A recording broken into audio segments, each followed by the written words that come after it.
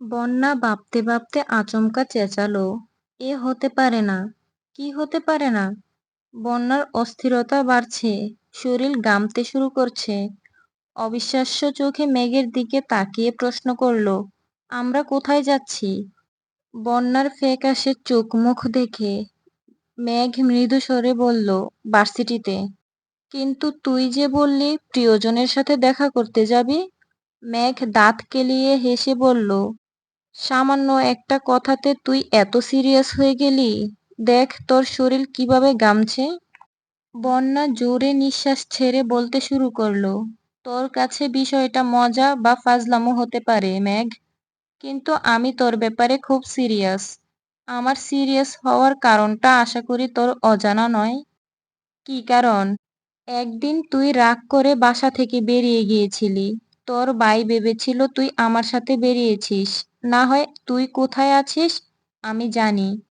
তার জন্য আমার বাসায় গিয়ে আমাকে ঘুম থেকে টেনে তুলে আব্বু আম্মুর সামনে ধমক দিয়ে বলেছিল তোকে বের করে দিতে, না হয় আমাকে পুলিশে দিবে। অষ্টম শ্রেণীতে পড়া আমি তখন পুলিশ জেল সম্পর্কে কিছুই বুঝতাম না। আমি কাঁদতে কাঁদতে বলেছিলাম, মেঘ কোথায় আছে আমি জানি না। কিন্তু তোর ভাই আমার কোনো কথা বিশ্বাস করা তো দূর, আব্বু আম্মুর সামনে চিৎকার করেছিলেন, আমার বোনকে না পেলে তোমার খবর আছে।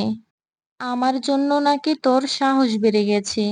তুই বদমেজাজি হয়ে যাচ্ছিস। তোকে বাসা থেকে বের করার পেছনে নাকি আমার হাত আছে। আরো কত কথা।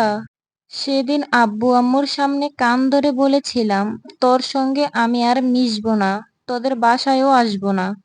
মেঘ কৌতূহলী কণ্ঠে প্রশ্ন করল, তারপর মিশলি কেন? আমার জন্য কানে ধরেছিলি, অথচ এখন আমার গা ঘেঁষে বসে আছিস। লজ্জা লাগে না তোর? বন্যা রাগে কটকট করে বলল, তোর ভাইয়ের জন্যই মিশতে বাধ্য হয়েছি। তোকে খুঁজে পাওয়ার পর মিষ্টি নিয়ে আমাদের বাসায় গিয়েছিলেন। আব্বুকে সরি বলে কাঁদো কাঁদো কণ্ঠে বলেছিলেন, আমি আমার বোনকে অনেক ভালোবাসি। আমার বোনের কিছু হলে আমি বেঁচে থেকেও মরে যাব আঙ্কেল। বনুকে না পেয়ে দিশেহারা হয়ে গিয়েছিলাম। বনু রাস্তাঘাটও ঠিকমতো চেনে না, একা কোথাও বের হয় না, বন্যা ছাড়া কারো সাথে কোথাও যায় না। তাই ভেবেছিলাম বন্যা জেনে শুনে এমন করেছে। আপনারা প্লিজ কিছু মনে করবেন না।